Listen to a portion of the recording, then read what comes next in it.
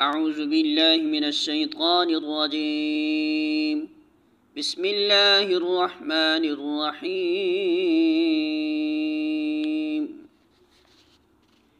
کیف یہدی اللہ قوما کفروا بعد ایمانہم وشہدوا ان الرسول حق وجاءہم البینات واللہ لا یہدی القوم الظالمین۔ سورہ آل عمران آیت نمبر 86۔ ترجمہ: کیسے ہو سکتا ہے کہ اللہ ان لوگوں کو ہدایت بخشے جنہوں نے نعمت ایمان پا لینے کے بعد پھر کفر اختیار کیا، حالانکہ وہ خود اس بات پر گواہی دے چکے ہیں کہ یہ رسول حق پر ہے اور ان کے پاس روشن نشانیاں بھی آ چکی ہیں۔ اللہ ظالموں کو تو ہدایت نہیں دیا کرتا۔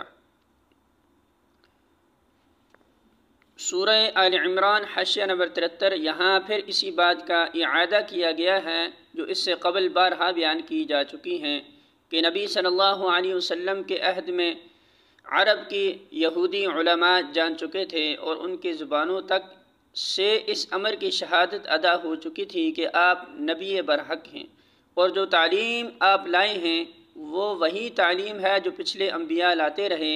اس کے بعد انہوں نے جو کچھ کیا وہ محض تعصب، ضد اور دشمنی حق کی اسی پرانی عادت کا نتیجہ تھا جس کی وہ صدیوں سے مجرم چلے آ رہے تھے۔